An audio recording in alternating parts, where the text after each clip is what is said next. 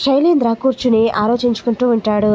అసలు ఈ ధరణి ఏంటి, కావాలనే నన్ను డైవర్ట్ చేయడానికి ఇలా చేస్తుందా, లేకపోతే నిజంగా నేను ఎవరితో ఒక అమ్మాయితో మాట్లాడుతున్నాను అని తను ఫీల్ అవుతుందా? అసలేమీ అర్థం కావట్లేదు. మమ్మీ డాడ్ దగ్గర నన్ను ఇలా ఇరికించేసిందేంటి, అసలు మమ్మీ కూడా నన్ను అపార్థం చేసుకుంటుంది, నేను అలా ఎందుకు చేస్తాను అని ఒక్కసారి కూడా మమ్మీ ఆలోచించడం లేదు. డాడ్ సంగతి చెప్పనవసరం లేదు, మామూలుగానే ఆయన నాకు వ్యతిరేకంగా మాట్లాడతారు, ఇంకా ఇలాంటివి చెప్తే ఊరుకుంటారా? డాడ్ ఇంకా ధరణికే సపోర్ట్ చేస్తారు. చిచ్చి, ఆ రాజీవ్ గాడి వల్ల నా క్యారెక్టర్ బ్యాడ్ అయ్యేటట్టు ఉంది ఇంట్లో. ఆ రాజుకి చెప్తూనే ఉన్నాను బయట తిరుక్కు అని. ఇప్పుడు వాడి వల్ల నేను కూడా ఇరుక్కునేటట్టున్నాను. ఇప్పుడు డాడ్ మామ్ నా మీద అనుమానంగా ఉన్నారు. ఇప్పుడు నేనేం చేయాలో అర్థం కావట్లేదు. రే రాజీవ్, ఎంత పని జరిగిందిరా. ఇప్పుడు నా తెంగర భార్య అది కావాలని చేస్తుందో నిజంగా చేస్తుందో అర్థం కావట్లేదు అని ఆలోచించుకుంటూ ఉంటాడు శైలేంద్ర ఫ్రస్ట్రేషన్తో. దేవయాని ఫణీంద్ర అక్కడి నుండి వెళ్ళిపోతారు కదా. ఏంటి దేవయాని, శైలేంద్ర ఇలా చేస్తాడు అని నేను అస్సలు ఊహించలేదు. వాడికి ఇలాంటి బుద్ధులు కూడా అబ్బాయా అని అంటాడు ఫణీంద్ర. ఎందుకండి అపార్థం చేసుకుంటారు, వాడు అలాంటి వాడు కాదండి, వాడు మన బిడ్డండి అని అంటుంది దేవయాని. ధరణి అంత ఖచ్చితంగా చెప్తుంటే అపార్థం అంటావేంటి దేవయాని అని అంటాడు ఫణీంద్ర. ఎక్కడో ఏదో పొరపాటు జరిగిందని అనిపిస్తుందండి నాకు అని అంటుంది దేవయాని. ఇంకా పొరపాటు జరిగిందేమో అని నువ్వు ఇంకా నీ కొడుకుని సమర్థిస్తున్నావా? ఇంట్లో కోడలికి అన్యాయం జరగకుండా చూసుకోవాల్సిన బాధ్యత మన పైన ఉంది అని అంటాడు ఫణీంద్ర. ఏవండి, ఈ విషయంలో మాత్రం నేను అస్సలు ఊరుకోనండి. వాడు నిజంగా తప్పు చేస్తున్నాడని తెలిస్తే మాత్రం నేనే వాడు కాళ్ళు చేతులు ఇరగ్గొట్టేస్తాను అని అంటుంది దేవయాని. ఒక పక్క వస్తారా మహేంద్ర ఇద్దరు కూడా మాట్లాడుకుంటూ ఉంటారు. మావయ్య, రాజీవ్ బావ ఎక్కడున్నది ఎలా కనిపెట్టాలో అర్థం కావడం లేదు అని అంటుంది వస్తారా. అమ్మ వస్తారా, శైలేంద్రకి ఎండి పదవిని ఆశ చూపించాం కదా, వాడు ఎండి పదవి కోసం ఏమైనా చేస్తాడు అని అంటాడు మహేంద్ర. కానీ మనం ఏ ఉద్దేశంతో ఇస్తున్నామో ఇందులో ఏదో మతలబు ఉందేమో అని తను అనుమానపడుతున్నాడు కదా మావయ్య, అందుకే మనల్ని నమ్మడం లేదు కదా అని అంటుంది వస్తారా. అవునమ్మా, నమ్మడం లేదు, కానీ రాజీవ్ని తీసుకొస్తే ఎండి పదవి నీకు ఇచ్చేస్తామంటే రాజీవ్ని ఖచ్చితంగా తీసుకొస్తాడు అనిపిస్తుంది అని అంటాడు మహేంద్ర. లేదు మావయ్య, నా దగ్గర నుంచి ఎటువంటి నిజాన్ని మీరు రాబట్టలేరు అని శైలేంద్ర నాతోనే అన్నాడు. అలాంటిది మనం ఇలా అడిగితే తను నిజం చెప్తాడా, రాజీవ్ని తీసుకొస్తాడా? అసలు తీసుకురాడు మావయ్య అని అంటుంది వస్తారా. మరేం చేద్దామమ్మా అని అంటాడు మహేంద్ర. మనమే రాజీవ్ ఎక్కడున్నది ఏంటి అని కనిపెట్టాలి మావయ్య అని అంటుంది వస్తారా. కానీ ఎలా అమ్మా, ఇంత పెద్ద సిటీలో వాడు ఎక్కడున్నది మనం ఎలా కనిపెట్టగలం అని అంటాడు మహేంద్ర. నిజమే మావయ్య, కనిపెట్టలేం, కనీసం ఫోన్ నెంబర్ అయినా దొరికితే బాగుండు, ఆ ఫోన్ నెంబర్ ఆధారంగానైనా రాజీవ్ ఎక్కడున్నాడో కనిపెట్టొచ్చు, కానీ అది కూడా దొరకడం లేదు. రాజీవ్ గురించి తెలిసింది శైలేంద్ర ఒక్కడికి మాత్రమే, కానీ శైలేంద్ర మనకి నిజం చెప్పడు, ఏం చేయాలో అర్థం కావట్లేదు అని అంటుంది వస్తారా. అమ్మ వస్తారా, శైలేంద్రని బెదిరిస్తే అని అంటాడు మహేంద్ర. బెదిరిస్తే బెదిరిపోయే రకం కాదు కదా మావయ్య శైలేంద్ర, కానీ తనకి ఎంతో ఇష్టమైన ఎండి పదవిని ఇస్తాము అంటున్నా సరే తనెందుకో మనల్ని నమ్మడం లేదు, కాబట్టి తనకి నమ్మకం కలిగేలా చేసి శైలేంద్రనే రాజీవ్ని అప్పగించేలాగా ప్లాన్ చేయాలి మావయ్య అని అంటుంది వస్తారా. అవునమ్మా, అలానే చేయాలి అని అంటాడు మహేంద్ర. నా దగ్గర ఇంకో ప్లాన్ కూడా ఉంది మావయ్య అని అంటుంది వస్తారా. ఇంకో ప్లానా, ఏంటమ్మా అని అంటాడు మహేంద్ర. మావయ్య, రాజు డెడ్ బాడీ కనిపించలేదు, ఏదో శవాన్ని తీసుకువచ్చి అది రాజీవ్ డెడ్ బాడీనే అంటున్నారు, డిఎన్ఏ రిపోర్ట్స్ని కూడా మ్యానిపులేట్ చేసేశారు, కాబట్టి కుటుంబ సభ్యురాలుగా నేను కేసు ఫైల్ చేద్దాము అనుకుంటున్నాను మావయ్య అని అంటుంది వస్తారా. నువ్వు ఏం చెప్పాలనుకుంటున్నావమ్మా, నాకేం అర్థం కావట్లేదు అని అంటాడు మహేంద్ర.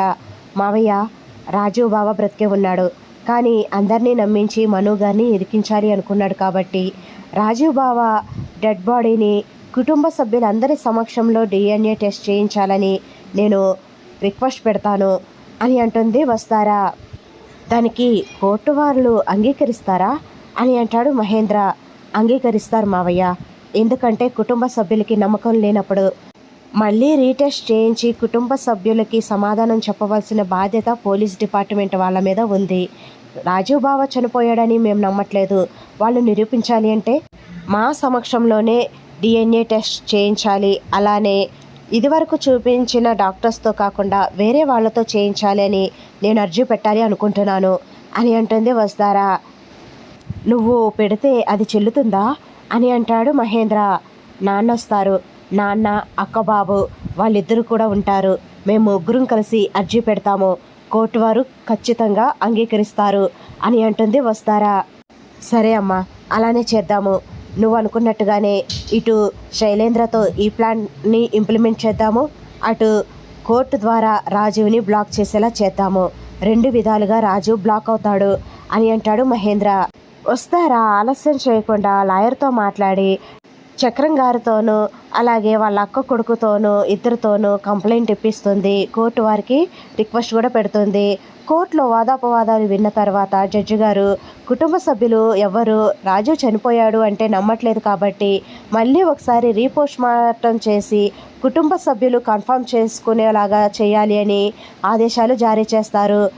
కుటుంబ సభ్యులు కోరుకున్నట్లుగానే ఇదివరకు టెస్ట్ చేసిన డాక్టర్స్తో కాకుండా వేరే డాక్టర్స్తో ఈ టెస్ట్లన్నీ నిర్వహించి కుటుంబ సభ్యులకి రిపోర్ట్స్ని ఇవ్వవలసిందిగా ఆదేశాల్ని జారీ చేస్తారు.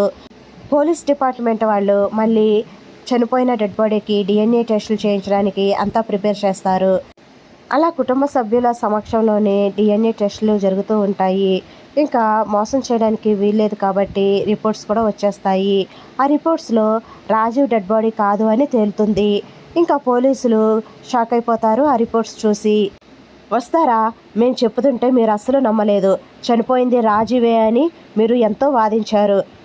ఇప్పుడు చూడండి, రిపోర్ట్స్లో ఆ డెడ్ బాడీ రాజీవ్ది కాదు అని తేలింది. ఇప్పుడు మీరేం సమాధానం చెప్తారు? మొదటి నుండి మీరు మను గారికి వ్యతిరేకంగానే ఉన్నారు. మీకు కూడా ఈ కుట్రలో ఏదైనా భాగం ఉందా అని అంటుంది వస్తారా. చూడండి మేడం, మీరు మమ్మల్ని అపార్థం చేసుకుంటున్నారు.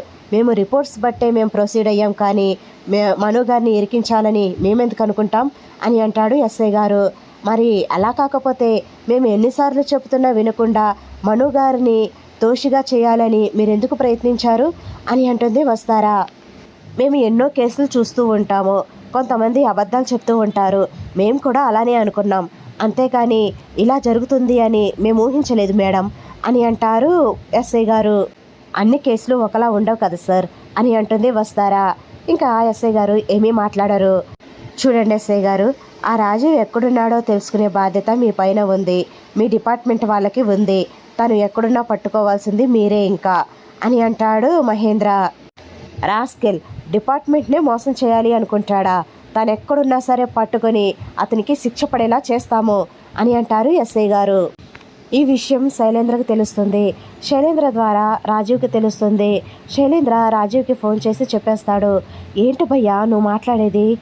ఏంటి, నా మరదల పిల్ల అంత పని చేసిందా? పోలీస్ కంప్లైంట్ ఇప్పించి జడ్జి దగ్గర పర్మిషన్స్ తెచ్చుకుందా? ఓ మై గాడ్, ఎంత పని చేసింది నా మరదల పిల్ల. నా కొడుకును కూడా తీసుకువెళ్ళారా? మా మావయ్య కూడా వచ్చాడా అని అంటాడు రాజు.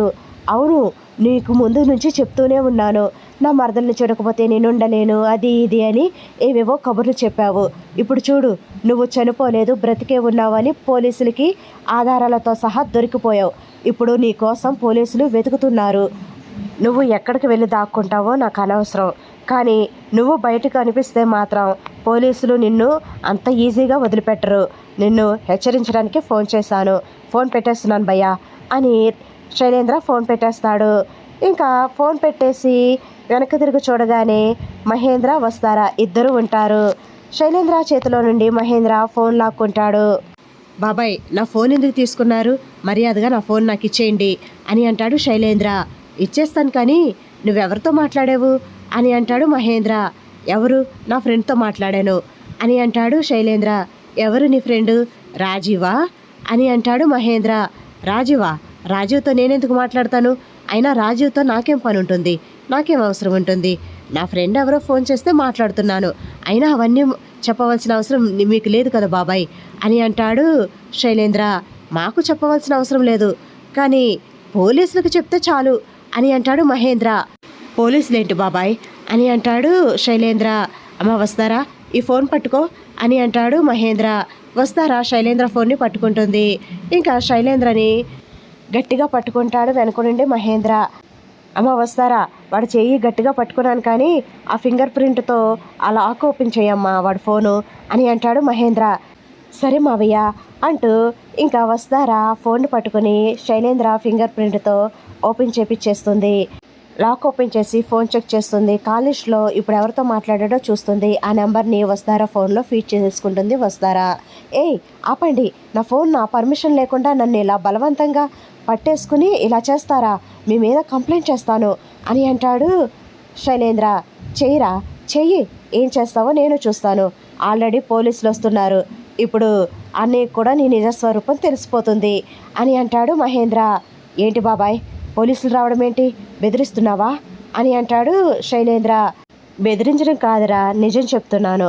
ఆ రాజీవ్ గడితో పాటు త్వరలోనే నువ్వు కూడా ఓచలు లెక్క పెడతావు అని అంటాడు మహేంద్ర. మావయ్య మనకు కావాల్సిన నెంబర్ దొరికింది కదా, ఇంకా ఆ శైలేంద్రతో మనకు మాట్లాడి రండి వెళ్దాం, ఆ నెంబర్ని పోలీసులకి ఇద్దాం అని అంటుంది వస్తారా. సరే పదమ్మా, బాయ్ శైలేంద్ర అని అంటాడు మహేంద్ర. మను గారు బయటకు వచ్చేలా చేస్తే ఎండి పదవి మీకు ఇచ్చేస్తాము అని అన్నాము, కానీ నువ్వు ఆ అవకాశాన్ని ఉపయోగించుకోలేదు. మేం చేయవలసింది మేం చేసాం, బాయ్ శైలేంద్ర అని అంటుంది వస్తారా. అబ్బా వీళ్ళకి ఇలా దొరికిపోయానేంటి అని శైలేంద్ర ఫ్రస్ట్రేట్ అవుతూ ఉంటాడు. ఇంకా ఆ నెంబర్ని పోలీసులకు ఇస్తారు. ఆ నెంబర్ ద్వారా ట్రేస్ అవుట్ చేస్తారు, రాజు ఎక్కడున్నది తెలుసుకుంటారు పోలీసులు. అటు శైలేంద్ర ఇటు రాజు ఇద్దరూ కూడా తన ప్లాన్తో ఇరుకును పడేలా చేస్తుంది వస్తారా. ఈ వీడియో నచ్చితే కనుక లైక్ చేయండి ఫ్రెండ్స్. మన ఛానల్ని ఫస్ట్ టైం చూస్తున్న వాళ్ళైతే సబ్స్క్రైబ్ చేసుకుని బెల్ ఐకాన్ ప్రెస్ చేయండి, షేర్ చేయండి, కామెంట్ చేయండి మీ అభిప్రాయాన్ని. Thanks for watching.